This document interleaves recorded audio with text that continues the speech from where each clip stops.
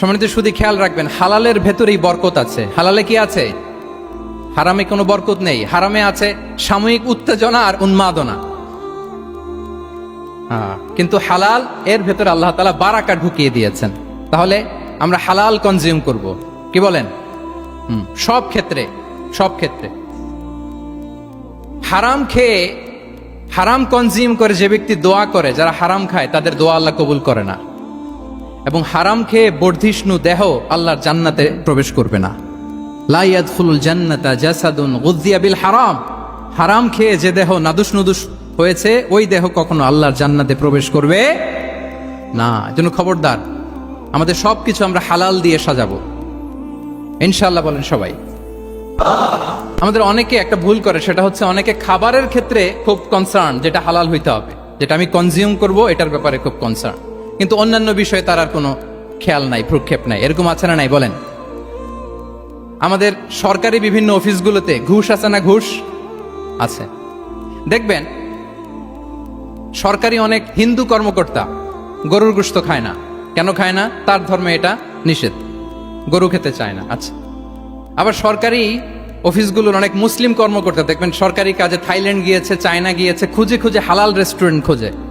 Wine খায় না, pork খায় না। কারণ কেন খায় না? এটা ইসলামে নিষেধ। কিন্তু দুই অফিসারই, মুসলিম অফিসার, হিন্দু অফিসার, দুইজনই আবার ঘুষ খায়। হয় না এরকম? হিন্দু অফিসার গরুর গোশত খায় না, তার ধর্মে নিষেধ। মুসলিম অফিসার ওয়াইন খায় না, পর্ক খায় না, তার ধর্মে নিষেধ। তো ঘুষও তো দুই ধর্মের নিষেধ, কি বলেন? তাহলে যেটা খাবো, কনজিউম করবো, শুধু এটার ব্যাপারেই কি হালাল? না। ইউর ইনকাম শুড বি হালাল, ইউর ফ্যাশন শুড বি হালাল, ইউর এন্টারটেইনমেন্ট শুড বি হালাল, ইউর রিলেশনশিপ শুড বি হালাল।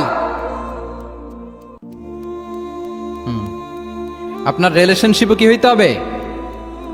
এই তো আসল জায়গায় চলে আসছি এখন।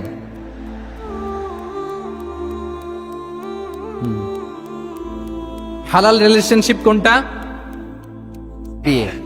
এই পবিত্র বিয়ের মাধ্যমে আমরা এই হালাল রিলেশনশিপকে উপভোগ করতে পারবো। এর বাইরে আর কোনো রিলেশনশিপে যাওয়া যাবে? হ্যাঁ। প্রি ম্যারিজ রিলেশনশিপ, এটা কি হালাল না হারাম? হ্যাঁ, ফতোয়া আপনারাই দিয়ে দিচ্ছেন। বলেন, বিবাহ বহির্ভূত যে কোনো রিলেশনশিপ